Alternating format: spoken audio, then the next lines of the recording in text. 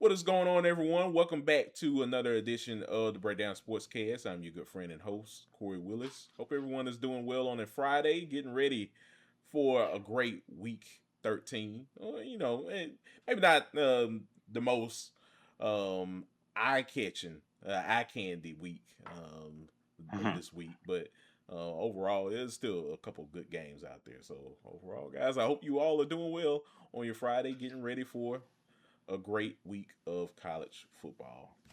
As always, we appreciate you guys' support with the show. You know where to find us. We're on multiple different applications. If you want to find us on X, Instagram, TikTok, at BD Sportscast, you can find all of our content there. If you also want to listen to us via podcast, we're on a bevy of your favorite podcast applications. You can just find the Breakdown Sportscast on there. You can listen to all of our past and present episodes that we have provided to you all.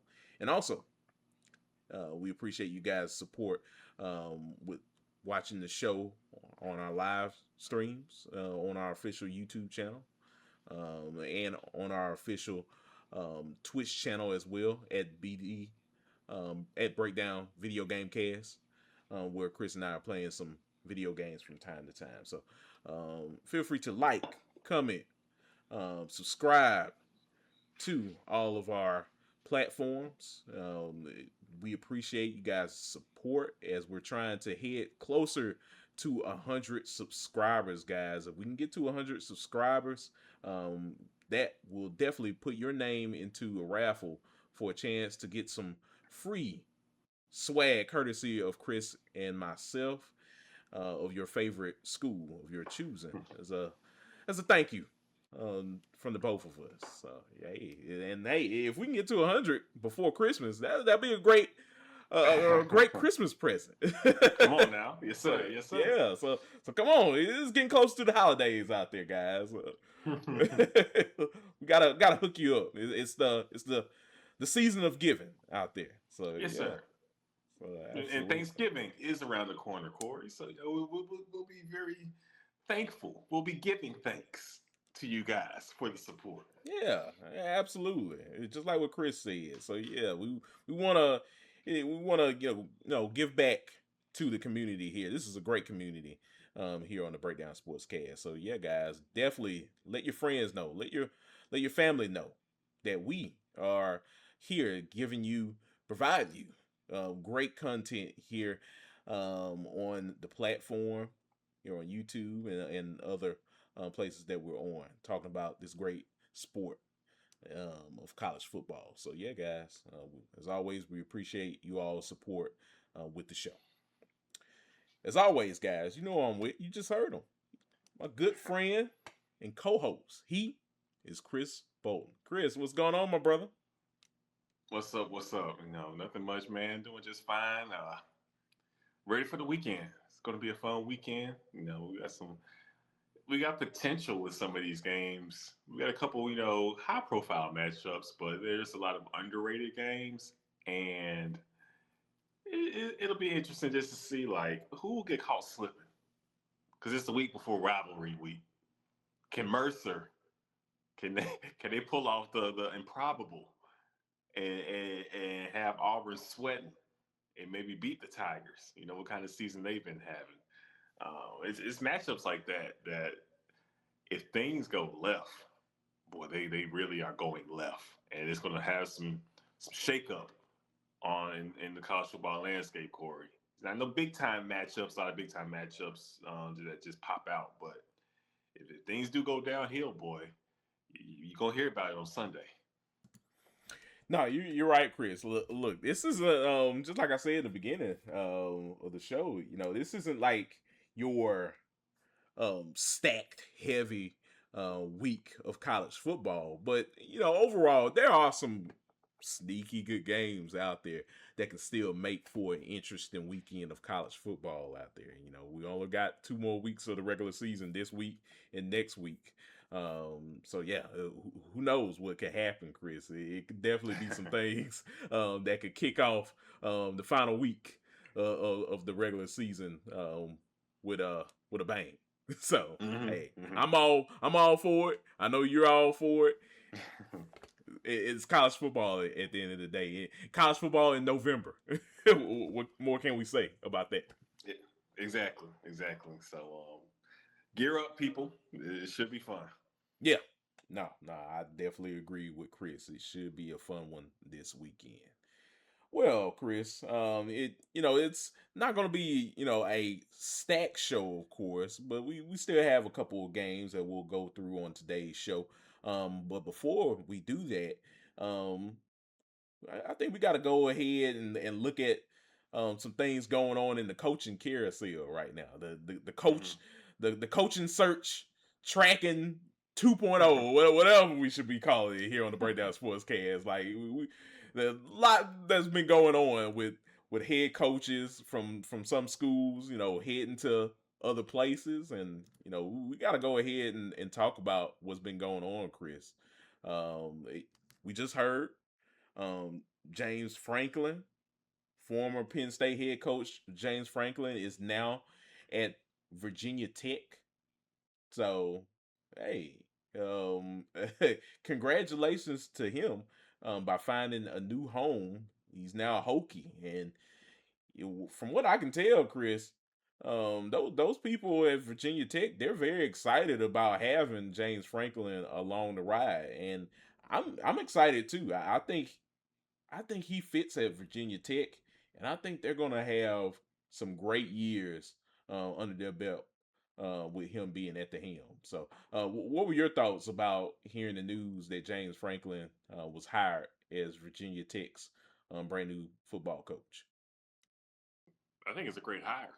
I mean, James Franklin is a say what you want about him. He elevates your floor. You know what I'm saying, Kory? Like he makes your team a winning program. We saw what he did at Vandy, and where Vandy is now would not have it wouldn't be the case without the work James Franklin laid before he left Vandy. So he was a winner at Vandy, had great seasons there, and then he's had several 9, 10 win seasons at Penn State. Did you get the championship run at Penn State? No. Did he ever surpass your expectations at Penn State? No. But you knew you were getting a team that would be a good team, and you beat the teams you were supposed to beat, struggled against the teams that you probably weren't supposed to beat, and you came through every now and then against, when it counted. You got a good draw in the playoff last season and made a nice little run. Um, but he did good things, especially with what Penn State was coming off of the Sandusky situation. So James Franklin's a good coach. We, I make my jokes about him, but overall, Kory, James Franklin is a good coach. I think he's going to a place where he'll be appreciated. The people in Virginia Tech miss have playing winning football. They do love their football there, and things haven't been the same. It hasn't been like it was in the '90s and early 2000s. Throughout the 2000s, Kory, it hasn't been like it was. But that is a place I feel like where if James Franklin comes in there and they have a season where they mess around and they get 8 wins, sometimes you get 9 wins, they will be greatly appreciated. They will kiss his feet. I mean, you know what I'm saying? Like they know what things can be like, what it's been like. So to get a coach like him who raises the floor of the program, I think he'll be fine. He can have success, and he can maybe mess around and they win the ACC one year. And it's a place that'll be pressure free and a nice switch up from where what he's been dealing with at Penn State, where every year everybody's like, when are you going to come through? Now he's going to a much healthier situation. Is the most prestigious university? No, it's not. But it's a place where I feel like he will enjoy coaching. And I think for him, I think that's important for him. And I think he'll be able to accomplish good things at Virginia Tech as well, Kory. Agreed. Agreed. I think this is a great point for him to get back on the ground running and try to accomplish what he had hoped to accomplish at Penn State. I think when you look at Penn State now, um, like yeah, they're trying to look for a coach right now, and they're probably thinking about it and be like, hey, this is harder than we thought. It is. It's not every day that you go through these things and you Especially in look this at it. coaching market, Kory. Exactly. You're right. This is definitely a different time that we're in. So, yeah, it's not every day that you go through these coaching changes and you go in thinking that it's going to be um easy to replace the last guy there. You got to still evaluate, you got to find the right guy that definitely correlates with your culture and go from there. I think James Franklin, going into this position at Virginia Tech, this is a great start for him again. A great opportunity for him to, recharge his batteries, be in a different environment, and try to get a team that's, has had some good moments over the years. Get back or exceed um in success and be a successful program overall. So yeah, I think from what I heard from him, he was very emotional with getting up on that podium, talking to those people in Blacksburg.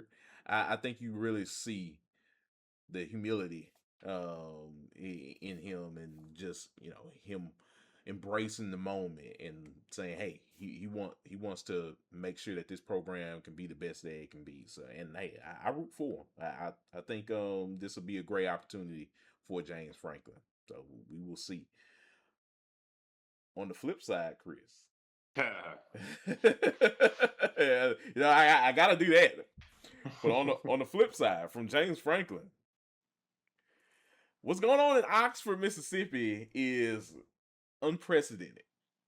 I, for Lane Kiffin, I can't tell you what's on his mind. What does he want to be at the end of the day? I think we see obviously places that he could be thinking about moving to, and I think uh, if you ask people down there in Baton Rouge, as we're talking right now, they look like Hmm. they're the betting favorite of actually getting Lane Kiffin to LSU. So,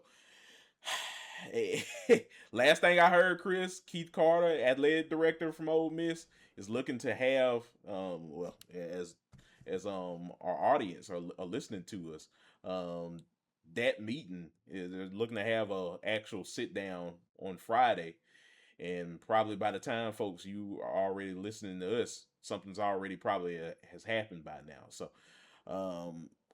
what that entails, we don't know. um is he staying in Oxford or is he leaving Ole Miss? Who knows? But we will find out as we enter into the weekend a little bit more on this situation, especially by the time the Egg Bowl happens. It's just crazy, Chris, because we went from you know planes being tracked. I mean, you saw the pictures. We saw planes being tracked. You families showing up in Baton Rouge, in Gainesville, Florida, all for this man's services. Never have I Yeah. seen anything like this. I actually saw something on Thursday, pretty much as we're recording this, that Lane Kiffin's daughter was at pretty much a fundraising function in Baton Rouge. So that should show you just how crazy this thing is, where people are tracking, family members being in all of this. And look, it's a family affair. It's not just his decision. It's also seeing how all of this gels with his family in terms of getting him at the place that he wants to be, that he would love, and that his family would also enjoy as well. So it's crazy times with this coaching carousel out there. But hey, it's Lane Kiffin at the end of the day, Chris. Yeah, yeah. Wouldn't expect anything different. Um, I mean, it's unprecedented in the fact of how it's could potentially impact Ole Miss's playoff ranking, Kory. If they lose Lane Kiffin, Ole Miss could possibly drop in the rankings. It's been reported by On3 Sports. This is insane and it's unfortunate. Um, I'm not mad at Lane Kiffin for exploring his options, but I do think the people who schedule makers of college football and how things work when it comes to the window for recruiting and coaching searches and all this good stuff. There needs to be a sit down, and we got to figure some things out, man. Because the fact that this is taking place in the middle of the season and has an impact on a team. All biases aside, Kory. I mean, we're Mississippi State people, but like just keeping it real. This is impacting the teams once in a I don't know 75-year period of having a real playoff run. Like really competing for a national championship. Like Ole Miss is really competing to win a championship, and this is the distraction. That's not the story anymore. Is what Ole Miss is accomplishing this season. The story is Lane Kiffin, and all this has to take place before the big bowl game, before the actual playoff run. I mean, this is before the Egg Bowl, before you play your rival. This is all taking place before Thanksgiving. That all this is happening. And it's really unfortunate. And it's because of the timeline with the early signing period essentially being the signing period. And then the portal window and how it impacts everything. This is it's very chaotic. I think I'm going a little bit left, going on a tangent, but I feel like it has to be said. This needs to be addressed ASAP because Ole Miss won't be the only program to endure something like this during a playoff run. And it's not fair to the players who have worked so hard to build Ole Miss up to this point, and the other universities who will be impacted by this too when their time comes in the future. This needs to be addressed. We got to figure this out, and it's tough, man. It's a tough break for them because, like I said, nobody's talking about Ole Miss almost making the playoffs. We're talking about Lane Kiffin on the PJ. You know what I'm saying? Going city to city, getting as he should explore his options. And this doesn't happen all the time. You don't always have Florida and LSU and other universities wanting your services. And I'm sure he's a competitive guy. That's why he's in this. So he's going to see it through and try to figure out what'll be best for him and what he wants for his ultimate coaching coaching life. But it's tough, man. It's just a tough break for the people, the fans, the university, everybody in general. But just to keep it real. No, you're right, Chris. Yeah, it's and look, we've heard from Ole Miss fans how angry, irate they are with all of this, taking up space in terms of the Yeah. excitement for this Right, team. right. This And I don't even know if they're really just mad at him. They might be taking it out on him. But it's like, what else is he supposed to do? He ain't gonna have Mhm. no other time to do it. If he's gonna figure things out, he has to do it right now because of the recruiting. Everything goes back to the early period, Kory. If the earlier period was not where it is right now, you could see it through. But you gotta hurry up and jump ship so you can get some of them boys to come on to your school now. Yeah, like look, you think the clock is ticking for Ole Miss? The clock is ticking for you. Yeah, the early signing period, Chris, has really created this smorgasbord of just uncertainty for a lot of these teams because they want to get good players into the program, and they want to make sure that they have a coach that can coach these guys Mm-hmm.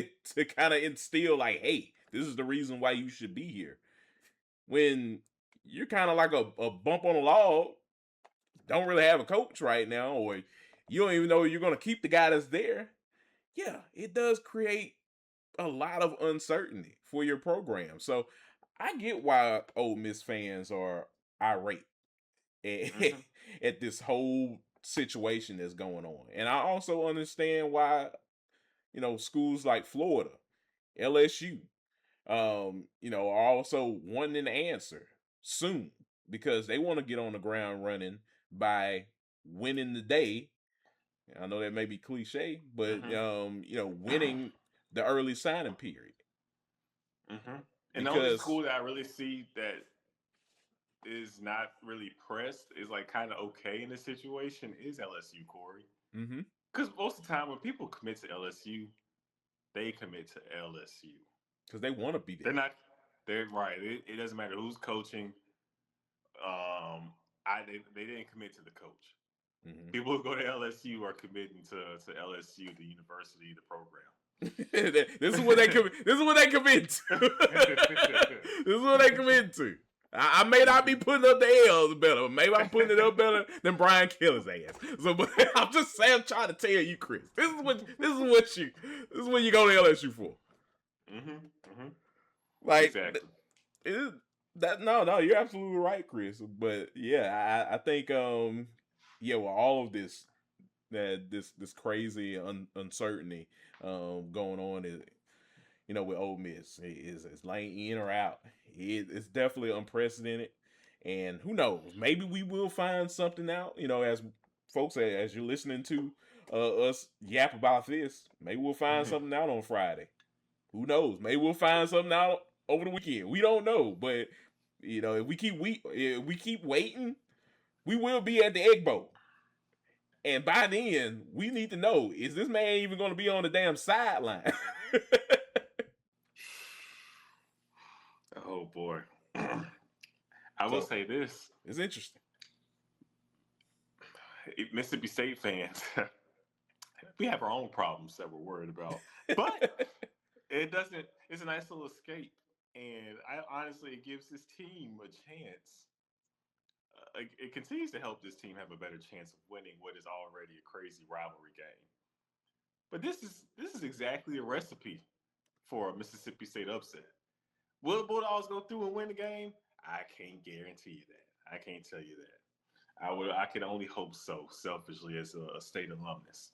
But if there's a dish to be cooked up that can end in a Mississippi State win, I think a coaching search distraction is the first ingredient, Kory, in the recipe to make that happen. Look, yeah, you need anything. You need all the stars to align if you're a Mississippi State fan right now. And look, I've been in my heart. I've been thinking this through. I'm just like, look, this is a big opportunity for State right here to catch Ole Miss slipping. Look, they've been playing lights out all season. I'm I have to take off my work hat for a little bit. Like, look, you don't get many opportunities like this against an Ole Miss team with this many distractions. Maybe the most we saw was probably with Hugh Freeze and how Yeah. and how he exited Ole Miss, but one could say that was probably always on the cards at that point from Ole Miss. They were looking to go a different direction from from Hugh Freeze. This, however, Ole Miss, they've never been in this position before where they're playoff bound potential, and yeah, you had one of your best seasons in quite some time, and you're looking to try to finish things the right way, and then poof, your coach looks like he wants to leave Oxford. They've never been in this position before, so yeah, I can see the hostility in all of this. But hey, as a Mississippi State fan, I'm not gonna lie, this is a little hilarious. If I Oh see yeah, it, yeah. see it all is transpire. It's like that meme where that person's in the background just chilling while the people are the two people are fighting, and they just sit there just chilling, smiling.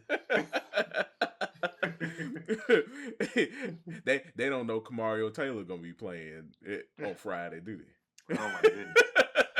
Oh boy. I say that as a hopeful wish, but I'm about to say we can.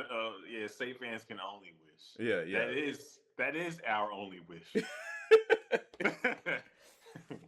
Yes, unfortunately so. Oh man, but no, no, you're right, Chris. It some crazy time that we're living in right now in the world of college football. But we will see what happens with a lot of these coaching changes. It's not just these two coaches that have decisions to be made in terms of where they're going to be at, but there's a lot more schools out there that are looking for head football coaches. So we'll see what happens. Yes, sir. Yeah, we will see. Well, we got that out of the way, Chris. Are you all Mm-hmm. ready to delve into week 13 of the college football season? Let's do it. All right. All right. Well, week 13 is upon us, folks. We got a few good games coming up this weekend. Two premier games that we're going to delve into on today's show. We'll start off with this one. We have Georgia Tech, Chris, taking on Pitt. And the line right now has Georgia Tech as a 2.5 point favorite. Over under is at 62.5. So, yeah, this is going to be an interesting game in the ACC, Chris. Pitt still has everything to fight for. Yeah, I was looking at the standings earlier and I was like, yeah, Pitt's definitely up there in terms of trying to get back into the race. Beating a Georgia Tech team that's been playing fairly good this season. They've had their stumbles in a couple of games this season, but overall, this team has been fairly competitive this season. They look like they're trying to make a name um, for themselves in the ACC conference, Chris. So, who do you have in this game coming up this weekend?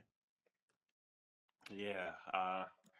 You know, it's kind of Georgia Tech has played well this year. I also feel like maybe my expectations were higher, and actually they were, because you know how high I was on Georgia Tech heading into the season. They've had a good season, but I kind of want to see a little more from them. And they've had their fair share of games where they just didn't put the beats on teams the way I would have liked to see them do so. And then they dropped a couple games. Then you look at Pitt, who has played well too. They can put points on the board. They also can be very consistent on defense. They had a shootout with Louisville. Um, you let Louisville get back in the game after getting ahead of them early on. Yeah, you let Notre Dame just take your lunch money, Kory. They straight stripped them boys. I mean, it got out of hand. Um, so I'm curious, especially coming off of that L, how does Pitt respond? What Pitt team do we see in this game? Do we see a team that can make plays and be electric offensively? Do we see a team that looks to be susceptible to letting teams run on them? That was Notre Dame's recipe, and it cooked up an ass whooping. And Georgia Tech is a team that loves to run the football, loves to run the football, whether it's with their quarterback or their running back. Haynes King, he can do it, or Haynes in the backfield, he can do it too. So they got two Haynes for you. Uh, I tend to think that this is a matchup that I think Georgia Tech, they've watched the film. I think Brent Key and company. I think these guys, they're going to run the football. I mean, at least I'll say a minimum of 35 times. I think they're going to slow this game down. I think they're going to punch Pittsburgh in the mouth. And I don't see it being a high scoring affair. I think it's going to be a rock'em sock'em, rough, tough kind of ball game, fighting for every yard. It's November, and these are two teams and programs that are known for being tough. You don't think of flashy when you think of Pitt football, Kory. The Pitt's going to have to get back to their roots in this one. I think it's going to be one of those kind of games where it's a 1916 rock fight. I think Georgia Tech finds a way with their running game. I think they'll lean on that rushing attack. I think they'll have some success, but I also think Pitt has heart. And I don't think Pitt is going to just sit back and allow Georgia Tech to run the football like Notre Dame did against them. I think they'll meet the challenge, and it's just going to be two Rams just going back and forth, trying to see which one's going to fold, bucking horns. But I think Georgia Tech's going to escape with the win. It'll be a hard fought game. Give me Georgia Tech to win by 3 in a low scoring affair, 1916. Well said, Chris. Yeah, I think I'm kind of with you on this one. I think this game is going to be a very low scoring affair. I don't even get what the over under at 62.5 kind of comes from. Maybe they're looking at both of these teams not playing defense. I don't think that's going to happen at all. I think this game is going to be very tough. Physical football game, probably the most physical football games that we're going to see in the day on Saturday. And that speaks volumes to both of these teams because they've played hard against everybody that they played against, win or lose. I think when you look at Georgia Tech and you look and see what they've accomplished all season, looking at the stats, like Haynes King over 2,200 passing yards, he's almost at the 1,000-yard mark, Chris, in rushing. And he loses yards from sack yards. Right. That's the thing in college, yeah. yeah. In college, yeah, you definitely lose yards from when you get sacked. So that's insane. He has 807 rushing yards. So all the talk about Jamal Haynes, he's nowhere to be found because every time Haynes King, he's getting the ball, Chris. He's calling his own number. And hey, it works. You can just ask Britt Key. He loves it. As long as they win the game. He ain't got no problem with it. But yeah, that just shows how physical Georgia Tech is in running the football. And hey, when they need to pass the football, Haynes King is right there doing it. He's out there making it happen. So, I think overall Georgia Tech is going to try to, slow this game down. In terms of not trying to let Pitt just have their way on them. So I think from a defensive and offensive standpoint, they're really going to try to ground and pound the football and test their might that way. And I think Pitt is going to try to do some things like that as well. I think both of these teams, when you look at them, they're both the same at the end of the day. And it's going to come down to who has more dudes to grind out with the victory out. Give me Georgia Tech to win this game. I'm going to say Georgia Tech wins 24-17. Late game touchdown gets them the lead, and they ultimately win the ball game in Atlanta. So at that point, that definitely cements things for Georgia Tech in terms of heading to the ACC championship game. And hey, I think that would definitely bring a lot of excitement for Georgia Tech as they get ready to wrap up the season the following week against Georgia. So yeah, clean, in Atlanta, clean old fashioned hate, and you set yourself up to where if you win that game, you possibly having that large spot, Kory, on your hands. You don't necessarily need to win the conference championship. We'll see. Mm-hmm. But of course, you want to go in and finish the job, But that's going to be quite the matchup, man. I can't wait for Georgia Tech, Georgia, especially if GT gets to win in this one. That's been a game that I've been excited for as a college football fan all season, and I have been wearily looking forward to, not really looking forward to. Been afraid of since I've seen the schedule, because I know every year we got to play them, but this after last season's overtime thrillers, what was it, 7 OTs? Oh Good my grief! gosh. It, I have been afraid of this one. Look, Kirby Smart, he wanted to make it interesting for us last season. What did he? Oh my gosh. Who knows what this game will be like? If Georgia Tech can beat Pitt, we think they can. Yeah, that game's gonna be massive next week. So we will see. We will see. But I think for this game, this is gonna be a fun one. Yes, sir. Very interesting Definitely. ball game in the ACC. So yeah, we will see what happens. But moving along from this game, Chris, we have our second and final premier game before we head out of here. By giving you guys your Bolton's bets for the week. We have this game. Now segue to the Big Ten Conference. Oregon hosts USC, Chris. The line has Oregon as a 9.5 point favorite. Over under is at 59.5.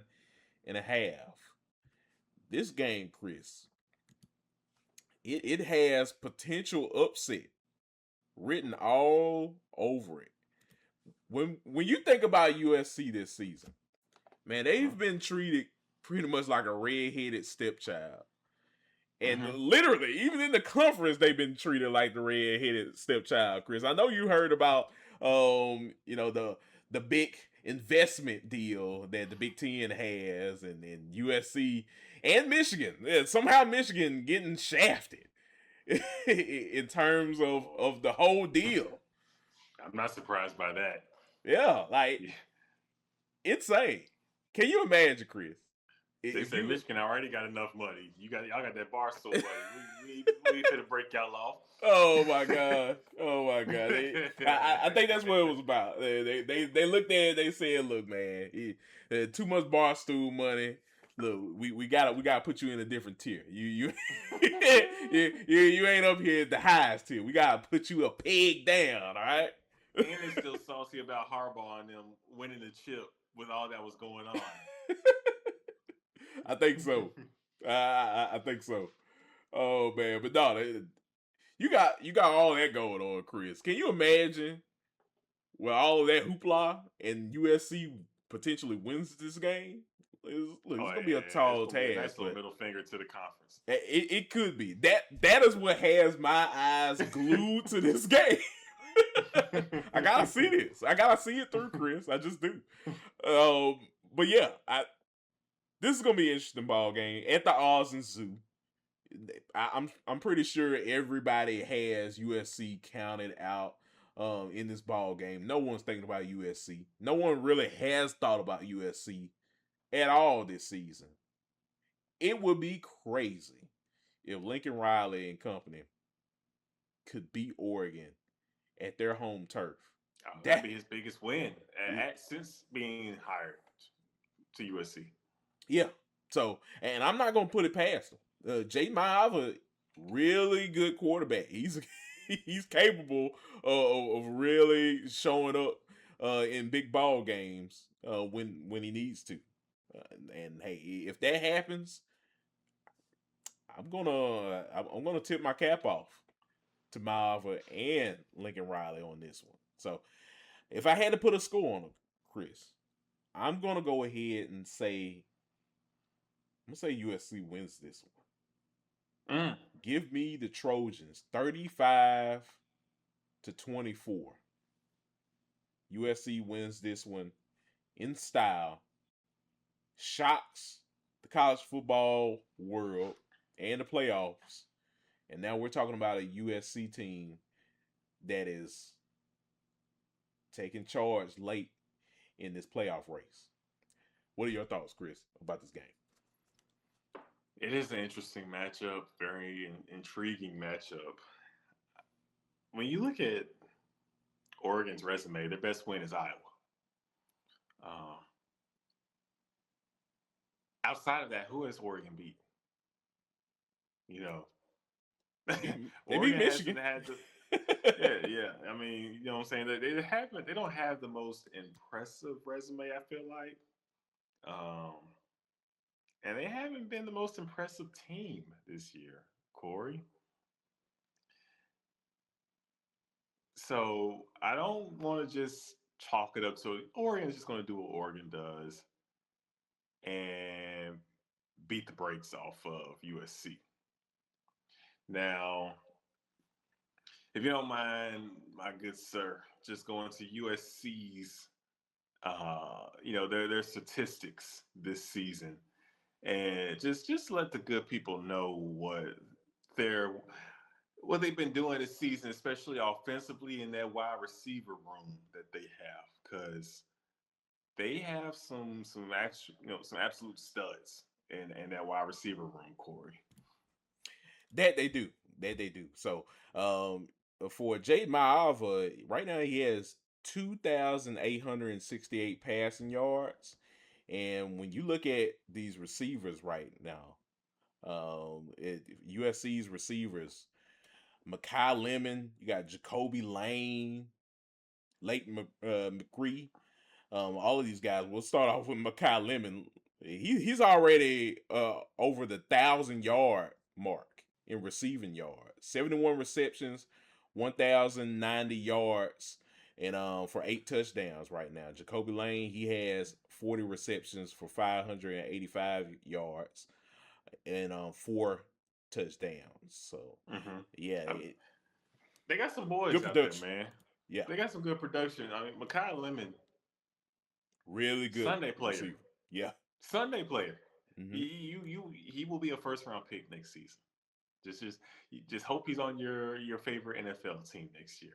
He's one of them ones. Makai Lemon is special.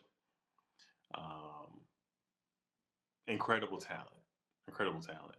Like literally, I would say he's a generational receiver, Kory. And I don't use that term loosely. Jeremiah Smith, Makai Lemon, those two guys like that, Cam Coleman. I think those are special talents at the receiver position. Makai Lemon is every bit of that. When you have a guy like him, who I think can just single handedly take over this game, Kory. If if if the game's over, you told me Makai Lemon had 12 receptions for 184 yards and 2 TDs. I would not bat my eyes twice. I'm like, okay, okay. Yeah. Makai Lemon did Makai Lemon things. Yeah. Mm-hmm. As he always He, does. he yeah, I mean he's one of them ones. And I think that's the matchup. Can Oregon's the DBs can they slow down these receivers? And most notably Makai Lemon. That's where the game will be won or lost at, I think. I think Maava will sling it around. I think USC will keep this at least close. I think the spread is too much. I think USC is a very live dog. I think USC, I think Lincoln Riley and USC they see how close they are, Kory. They are right there in the mix to make the playoff. Right there, ranked 15th in the nation. You're so close. I think these guys really want it. And then maybe it's just me talking with feelings. It's a feeling I have, a hunch. It's an intangible. I feel like they really understand how close they are to doing what they came to USC to do. This is what Lincoln Riley's been building towards. And it's a conversation we talked about before, Kory, where you got to know your window. Hey, man, you ain't going to always have Makai Lemon. You ain't going to always have these guys. I know you recruit, you hope to get the next one. Lemon special. And you need to take advantage of having a player like him while you have him. You got to go get this one. Lincoln Riley. And I think USC does too, Kory. I'm going to agree with you. I think this is going to be a shootout, high scoring affair. I'm going to say USC wins 34-31. I think it's going to be a fun game. A lot of points put on the board. Dante Moore is that guy at quarterback for Oregon. He will play very well. He can sling it. I think we're going to get a good old QB duel on our hands. But I think Jordan Maava will rise to the occasion. And I think Makai Lemon will ball out. And Jacoby Lane will get a touchdown as well. He's a good red zone threat for the Trojans. But give me USC 34-31 and what is a fun ball game that people will be raving about all weekend. Well said, Chris. Yeah, I think this is definitely not many games this week, but this is not many games of this caliber. I think this game is going to deliver that this week. This is the game to watch, and I'm looking at USC and saying this is a team that's very dangerous right now. They have a lot in front of them if they can win this ball game. Yeah, I think Oregon should be worried about that, because if they're not, USC could slip in and bite you.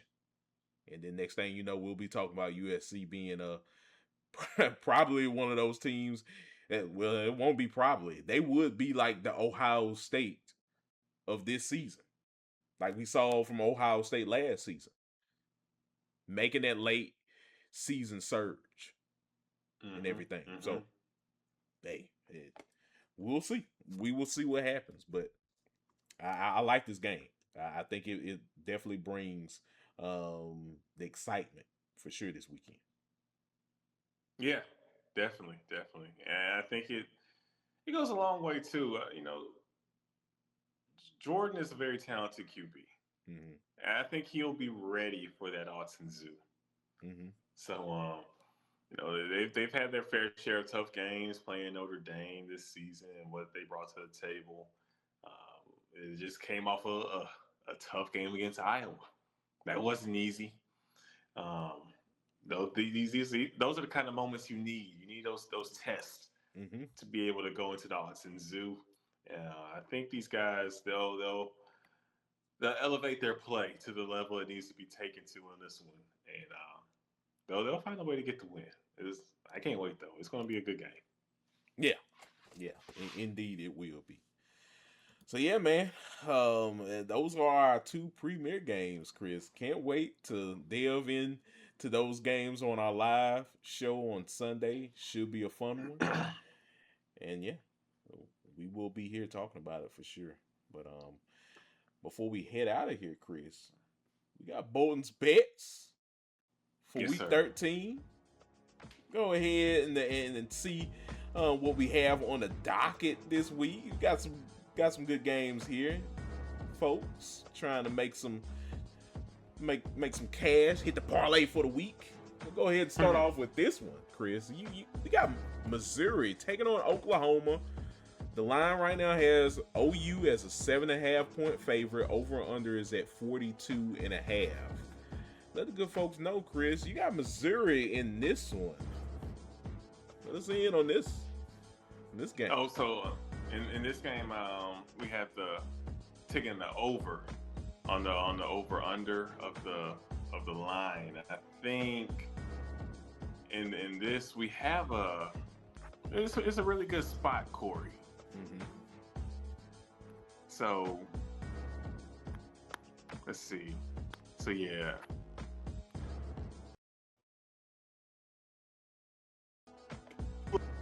There we go. Sorry about that. Mm-hmm. When you look at the line, it's a low line. And I know these teams have really good defenses, but I think this is an opportunity, especially with the possibility of Bo Prabula being back on the field this week. This is a chance for these offenses to play well. I mean, we're talking about John Mateer. We're talking about Bo Pabula, talking about Ahmad Hardy.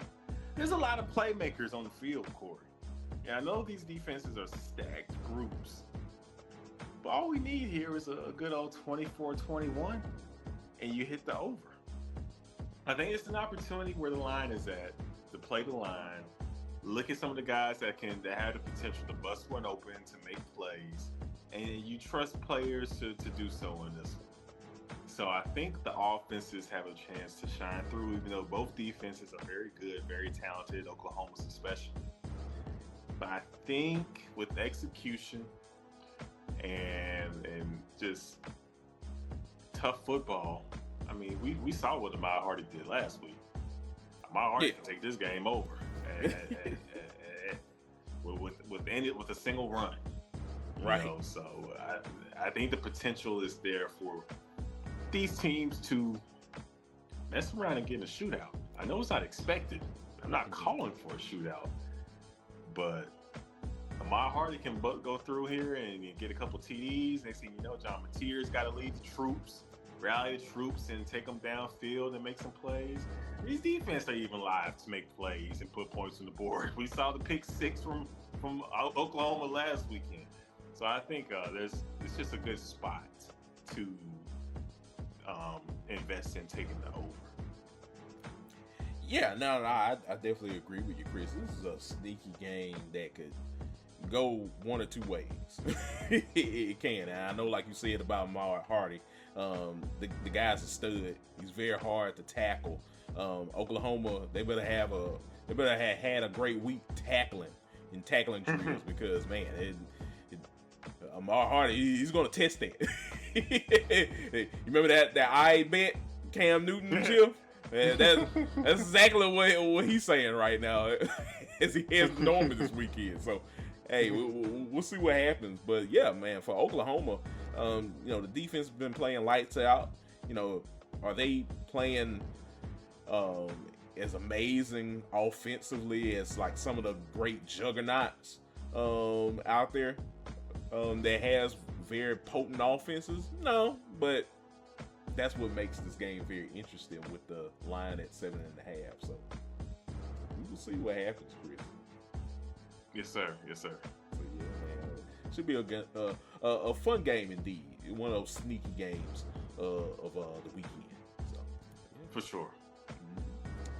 So yeah, moving on to this game, Chris, we have Mercer taking on Auburn.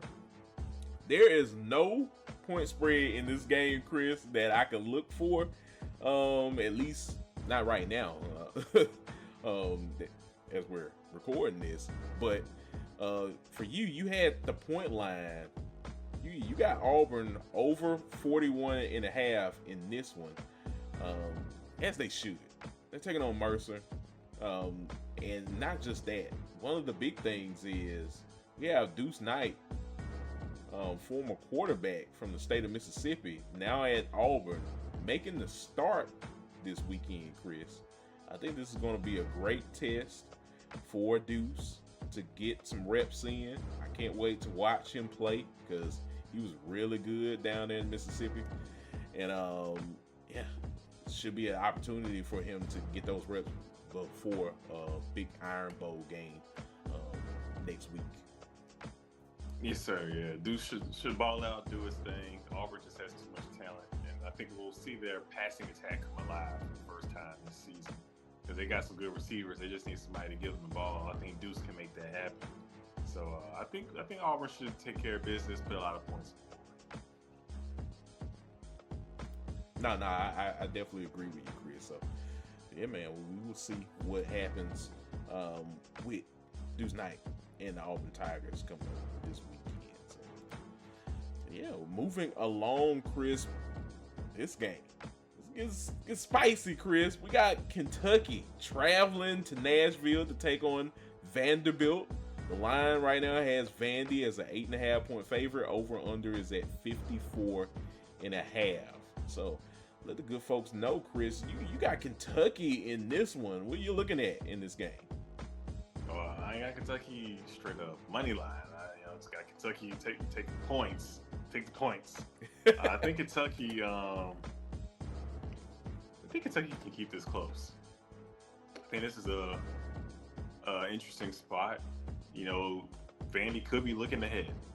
They got Tennessee next week, but you got to get past Kentucky this week. Kentucky's a team that's been finding itself, winning, playing well. I'm surprised. Just put the thumping on Florida, Kory. Mark Stoops out here. He said, I ain't leaving. Y'all ain't getting rid of me. Not yet. No. Mark Stoops said, I'm about to keep this job. He's out here getting wins. Yeah. Cutter Boley, quarterback for Kentucky. He's a kid who moved to the state of Kentucky. I got to see him play in high school. He was at Lexington Christian. Very talented, big guy. Has a strong arm, mobile, 4-star kid. I mean, he's a really good talent, and he's been coming into his own as the season has progressed, and we're seeing him play his best football this season. They have some guys. You got Kendrick Law. I mean, Kentucky has some players, and they have with the momentum that they are riding so far as they're closing the season. This is a really sneaky spot, man. I feel like this is a trap game. Definitely a trap game for Vandy. Vandy has to be locked in. Continue to keep your mind on the ultimate goal of trying to make the playoff, winning out. But you got to come ready to play this Kentucky team. Because just like Diego Pavia can get on his wheels and make plays, Cutter Boley does not mind trying to run over linebackers and safeties to get first downs and touchdowns. He's a big kid with a big arm. And Kentucky's defense has been playing much better as well, Kory. This is a sneaky spot. The Cats are a live dog in this one, I think. I say take the points in this one. Vandy should win, but don't be surprised if Vandy wins 24-20, 27-24 if it's one of those kind of games. I think Kentucky, with the points, they cover. Interesting. Yeah. I like what you said, Chris. If you've been watching Kentucky the last couple weeks, especially that Florida game, it's almost like they found themselves. We've been wondering where's the competitive nature of the Kentucky Wildcats have been all season. We found that in that Florida game, so we're starting to kind of see, the Kentucky that I think a lot of people in Lexington has been wanting to see. And yeah, like you said, Boley, he's been balling as of late. So could it be that he's found his stride, his footing in Lexington, and now Kentucky is starting to figure out how to win ball games in their way, in the right way now. So who knows? But yeah, no, I like your thoughts on Kentucky. It's gonna be interesting. Is Vanderbilt kind of sleepwalking right now, trying to wait for Tennessee? Right. We will see. So that should be an interesting one indeed, Chris. And yeah, speaking of Vanderbilt, Chris, we got Tennessee taking on Florida. The line has Tennessee as a 4.5 point favorite, Chris. Over under is at 57.5. Let the good folks know, Chris. We got Florida in this game. Are you taking the points in this one? I'm taking Florida outright. Oh, I'm wow. taking Florida money line. I know. It sounds spicy. It sounds crazy. It's a similar spot for Tennessee. I think this is a look-ahead spot. This is not a game that normally takes place this late in the season, Kory. And so I think this is an opportunity for Florida to say, I'm leaving with something. To just go Denzel Washington. I'm going to leave with something. Georgia just got by us. Man, we got to get one of these rivalry games. And Florida-Tennessee is a big rivalry game. Florida needs to lead with something. Florida has talented players. Florida, for the most part, even though they've been losing, they play most everybody hard, Kory. And we saw before earlier in the season when they were in a spot where everybody was questioning them. Texas is coming to town. They're going to get beat by Texas. Blah, blah, blah, blah, blah. And what they do, they rally. And they beat Texas. Tennessee, Joey Aguilar has had a good season. Tennessee has played well. But Tennessee is a team that is prone to making mistakes. And Joey Aguilar can turn the ball over, have some untimely interceptions or untimely fumbles. Florida's a tough, talented defense. I think they can make plays defensively and then get 4 stops. This is the veer and shoot offense. When Tennessee's not in its rhythm, those 3 and outs can mount on top of one another. I mean, you can get this team out of its rhythm. If Florida stops the run and forces Joey Aguilar to beat them, I think Florida has a chance of forcing turnovers with the secondary. And you turn around and look on the offense, Jaden Ball, one of the better running backs in the league, he can take over this game. And so the players are on offense. The talent is there on this Florida team, Kory, to win this game. I think it's just a matter of them rallying and putting it together and saying enough is enough. We're leaving with something. We're going to win one of these games. I think they have what it takes to be the Tennessee team that, against lower competition, and I'm talking about like the Middle Tennessee, is like a very bad team, a non-SEC team, that they'll embarrass you. I mean, SEC play, Kory, Tennessee has not looked invincible at all. This team is they're right for the taking. You know what I'm saying? You can beat Tennessee. As much as I like Tennessee, Tennessee is a beatable team. And I think Florida will pull it all together this weekend and get the win. Bold statement, Chris. But hey, I'm with you. I'm liking Florida's fight right now. Look, they fought against Ole Miss pretty good until Lacey decided to say no. I'm about to run this rock. They're playing everybody tough. You lose what by 10 points? Yeah. A late touchdown for Ole Miss to win by 10. Right. Georgia, you lose by 7. They're playing everybody tough, Kory. They are. They have been. Which is what's really frustrated Florida fans out there. They know that they can play tough physical football against anybody in the country, and yeah, they just come up short at times. So and they play to like the level of their opponent, of their respect level. Right. They didn't respect Kentucky, and Kentucky said, "All right, bet we're gonna make you respect us." But the teams that they respect, the Georgias and the Ole Misses, they don't come in half stepping.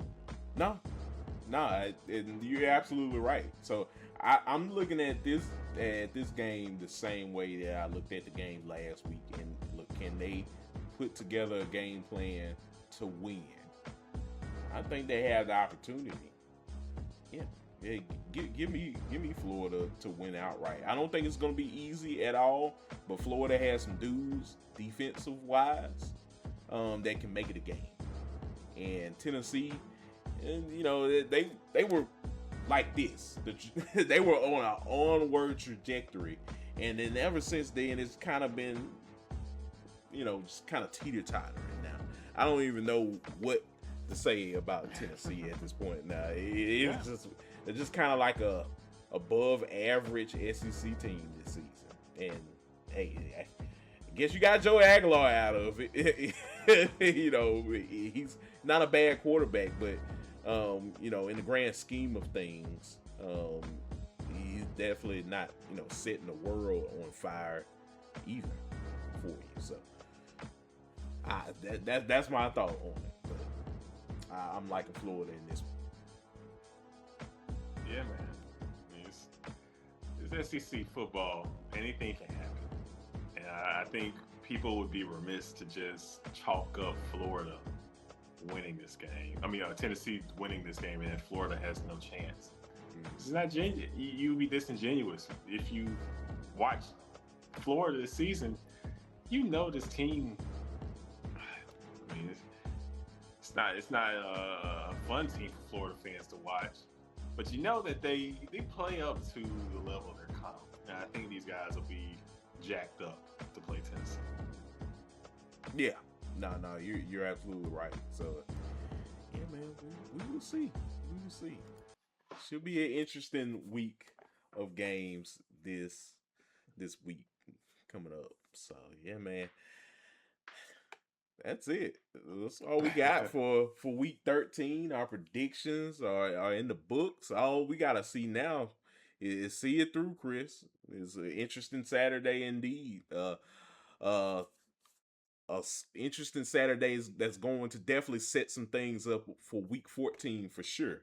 We're going to be here to go over all of that on our Sunday live episode here as we're starting to wind down um, the regular season in college football. So yeah, man, I can't wait, Chris.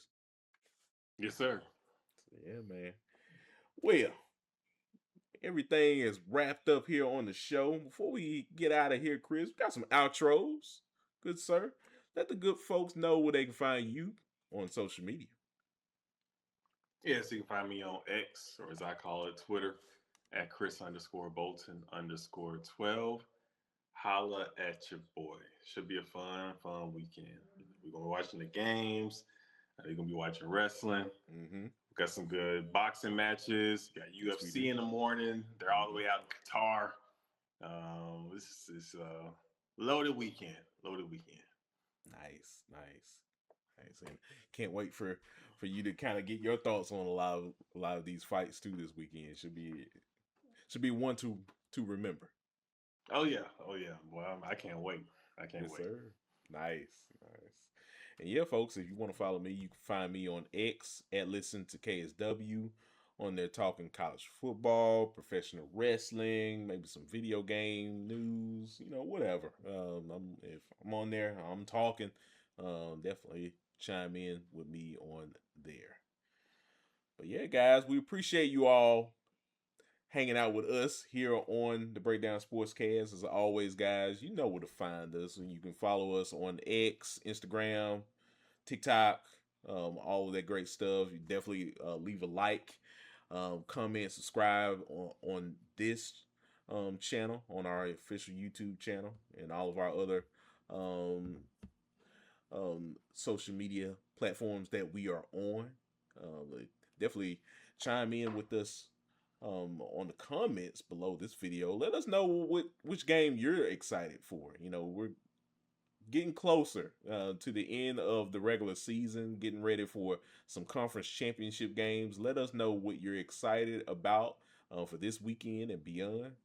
Yeah, we will definitely chime in with you down there in the comment sections. But yeah, guys, we appreciate you all for hanging out with us. We will be back on Sunday, Chris and I, talking about everything that happened in week 13 of the college football season. So we'll be back for our live edition of the Breakdown Sportscast here on YouTube and on Twitch. But until next time, guys, I'm Kory Willis. He's Chris Bolton. You are listening to the Breakdown Sportscast. We will chat with y'all later. Peace. Peace.